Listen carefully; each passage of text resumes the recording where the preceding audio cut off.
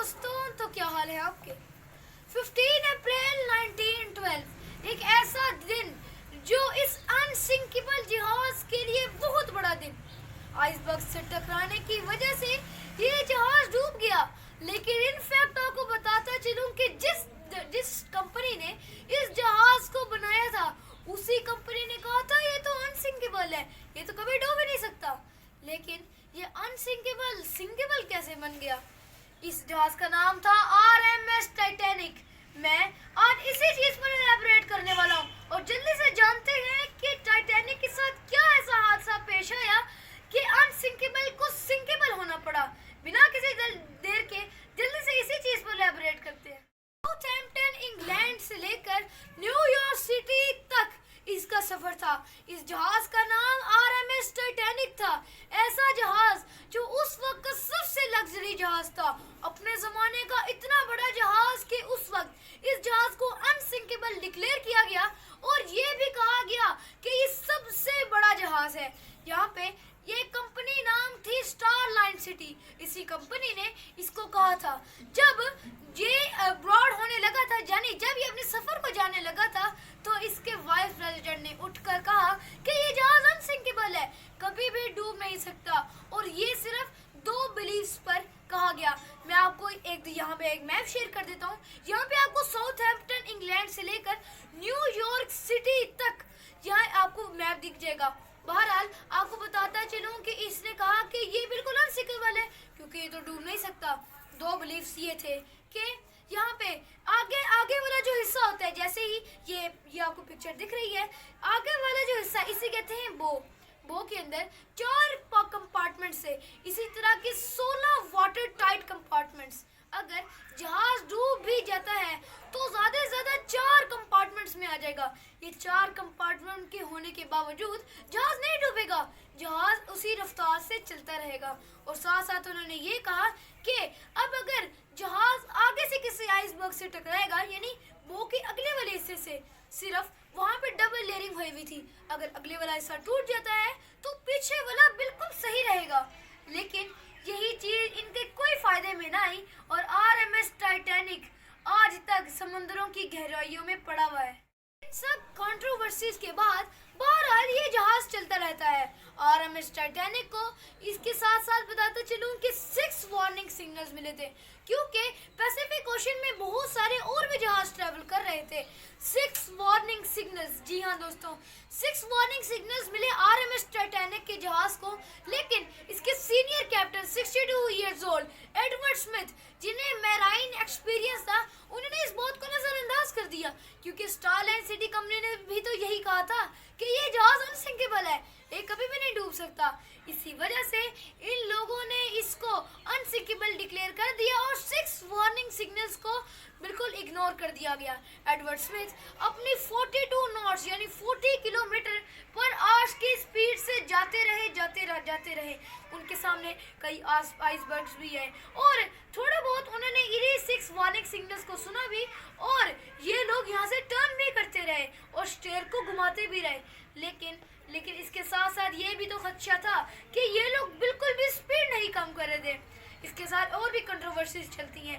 एक ये कंट्रोवर्सी है कि स्टारलाइन सिटी कंपनी ने Edward Smith 62 years old senior officer को कहा था कि आप जहाज को तेज ही चलाइएगा ताकि लोगों को पता लग सके कि RMS टाइटैनिक एक ऐसा जहाज है, बिल्कुल लग्जरी में भी अच्छा नहीं है, बल्कि दुनिया का तेज तरीन जहाज भी है। एक और बात आपको बताता चलूं कि RMS टाइटैनिक में उस वक्त के सबसे बेहतरीन लग्जरी चीजें थी। 2 बार्बर्स की दुकान, यहाँ पे स्क्वाश का पूरा बैडमिंटन, और जिस तरह एक बास्केटबॉल कोर्ट होता है उतनी इसकी लंबाई थी। ये इतना बड़ा जहाज था कि यहाँ पे 2200 पीपल आराम से रह रहे थे। 3rd class people, 1st class और 2nd क्लास सारे मिलजुल कर रह रहे थे, सब पार्टीज कर रहे थे और किसी को ये तक ना पता था कि जहाज के साथ आगे होने वाला क्या है। यहाँ पे आपको साथ ही साथ बताते चलूं कि RMS टाइटैनिक के पास एक RMS कारपेथिया का भी जहाज था, वो बिल्कुल उसके साथ साथ चल रहा था। अभी तक RMS टाइटैनिक को किसी भी चीज का खतरा नहीं था। जैसे ही आप आपको एक बात बताते चलूं कि हर जहाज के अंदर एक इतना बड़ा सा सामने एक रॉड सा होता है, उसके ऊपर 2 इंसान बैठे होते हैं ताकि देखा जा सके कि आगे कोई आइसबर्ग या कोई बर्फ का पहाड़ तो नहीं है। वही लोग इसकी निगरानी करते हैं। साथ ही साथ एक बेल लगी होती है ताकि उनको इन्फॉर्म कर दिया जा सके कि स्टेयर घुमाया जाए अगर कोई चीज़ सामने आ रही है। यहीं पर 15 अप्रैल 1912 का ये दिन इनके लिए इतना खौफनाक था। क्रॉस नॉट इसे कहते हैं। और 2 आदमी ने जैसे ही आइसबर्ग को देखा, टाइटैनिक अनसिंकेबल जहाज अब एक ऐसे मोड़ पर पहुंच चुका था कि इसको स्टीयर करना बहुत मुश्किल हो गया था। जो स्टेयर्स पर थे यानी एडवर्ड हॉचिंस उस वक्त स्टेयर संभाल रहे थे। जैसे ही 3 दफा घंटी बजाएगी, उन्होंने कहा कि सामने इतना बड़ा बर्फ का पहाड़ है, ये 300-400 फुट इतना बड़ा ये बर्फ का पहाड़ था कि टाइटैनिक को स्लाइड करता हुआ गया। 3 घंटियां बजाएंगी। एडवर्ड हॉचिंस को लगा कि इसको राइट साइड की तरफ मोड़ना है, लेकिन ये बिल्कुल गलत था। असल में स्टीयर को लेफ्ट साइड की तरफ मोड़ना था, लेकिन ये ना हो सका और एडवर्ड हॉचिंस ने और बर्फ के पहाड़ के साथ रगड़ता चला गया। जैसे ही टाइटैनिक जहाज आइसबर्ग से टकराया और अनसिंकेबल जहाज को सिंकेबल बन गया। इसी के साथ जैसे ही अब आप लोग सोच रहे होंगे कि अब लकड़ी तो स्टील के काट नहीं सकता, बर्फ का पहाड़ इस इतने बड़े मेटल को कैसे कुचल सकता है। यही बात मैं आपको नेक्स्ट सेगमेंट में बताने वाला हूँ। लकड़ी बिल्कुल भी मेटल को नहीं तोड़ सकती। उसी तरह आप लोग सोच रहेंगे कि बर्फ का पहाड़ इतने मोटे मेटल टाइटैनिक के जहाज को कैसे कुचल कर बाहर हो गया। यही आपको बताना चाहूंगा। कार है, जिस तरह कि मैं किसी भी कार का ब्रांड का नाम लूं, टोयोटा, जैसे कि अगर वो जाके दरख्त में जाके लगे तो दरख्त को तो कोई नुकसान नहीं पहुंचेगा, लेकिन कार वहीं की वहीं तबाह हो जाएगी, गाड़ी का इक्का दिक्का नहीं रहेगा। उसी के साथ साथ अब ये बिल्कुल चीज के मास पर डिपेंड करता है। बर्फ का पहाड़ इतना बड़ा बर्फ का पहाड़ और इतना भारी बर्फ का पहाड़ था कि ये टाइटैनिक के साथ लगता बिल्कुल खत्म हो गया और पानी कॉकपिट के अंदर आने लगा। अब यही बताना चाहूंगा कि 16 कंपार्टमेंट्स थे, जो मैंने आपको कहा कि इसी वजह से इसे अनसिंकेबल करार दिया गया था। 16 कंपार्टमेंट्स थे। इसके अंदर कहा था कि अगर अब वो वाले हिस्से में 4 कंपार्टमेंट्स पानी के अंदर भर जाएं तो ये बिल्कुल भी नहीं चलेगा। लेकिन अब एक ऐसी सिचुएशन हो गई थी कि 4 की जगह 6 कंपार्टमेंट्स के अंदर पानी आ गया था। अब वो बिल्कुल नीचे जा रहा था। टाइटैनिक की एक ऐसी हालत थी कि उस वक्त के एडवर्ड स्मिथ 62 इयर्स ओल्ड का मैराइन एक्सपीरियंस का कोई फायदा नहीं रहा। स्टीयर की गलती और बहुत सारी कॉन्स्पिरेसी थ्योरीज उसी वक्त उठने लगी। और क्योंकि पैसेंजर्स को यही लगा था कि टाइटैनिक जहाज कभी भी अनसिंकेबल है और वो कभी भी डूब नहीं सकता, तो वे बिल्कुल आराम से ही जा रहे थे। जब एडवर्ड स्मिथ को पता चला कि ये आइसबर्ग से टकर गया है और वो के अंदर 6 कंपार्टमेंट्स के अंदर पानी फुल हो चुका है, तो उन्होंने पैसेंजर्स को लाइफ बोट्स में से उतारना शुरू किया। एक लाइफ बोट के अंदर अभी भी 65 पैसेंजर्स के जाने की जगह थी, लेकिन सिर्फ और सिर्फ 28 पैसेंजर्स को भेजा गया। ये इस हादसे की सबसे बड़ी गलती थी।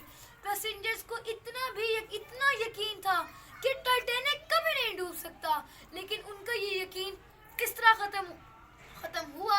इस तरह के टाइटैनिक 2 हिस्सों में। टाइटैनिक जहाज का हीरो कौन निकला, आप लोगों के दिमाग में भी यही आ रहा होगा।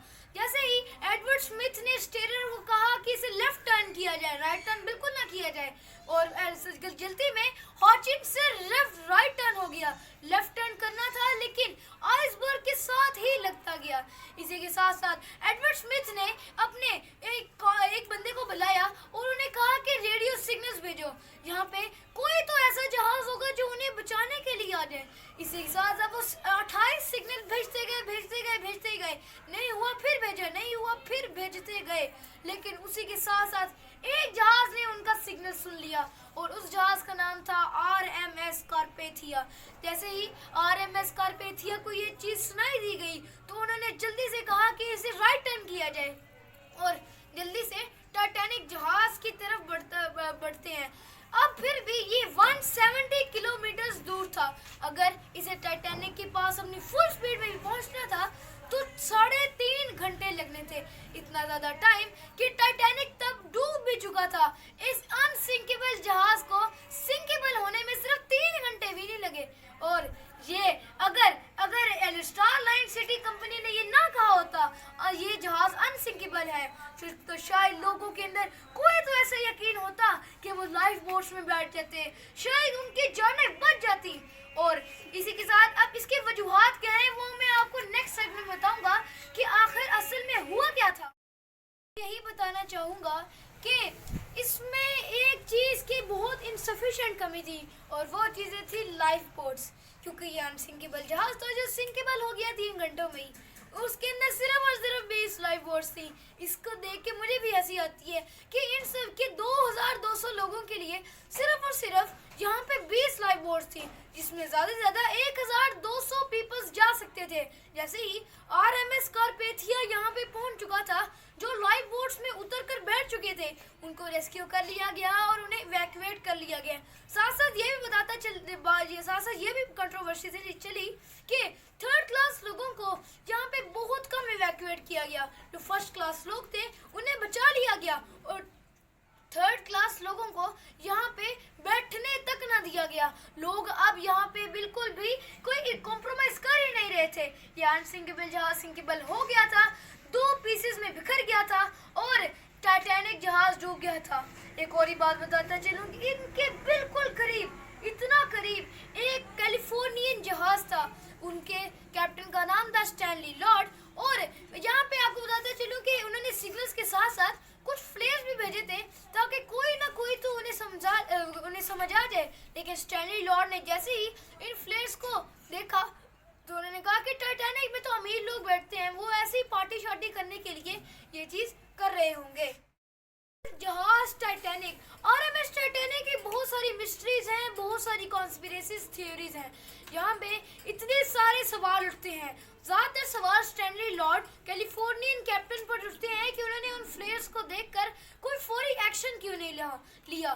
बहरहाल RMS टाइटैनिक एक ऐसा जहाज जिसे अनसिंकेबल कहा जाता था, सिंकेबल हो गया सिर्फ और सिर्फ 3 घंटे में। इसलिए कहा जाता है कि बिना पूरी सेफ्टी ड्रिल्स के किसी भी चीज़ को इस तरह नहीं कहना चाहिए। अगर आपको मेरी वीडियो और मेरा कंटेंट पसंद आ रहा है तो आप इसे लाइक करें, शेयर कर दें और सब्सक्राइब लाजमी कर दें। कल मैं नई वीडियो नई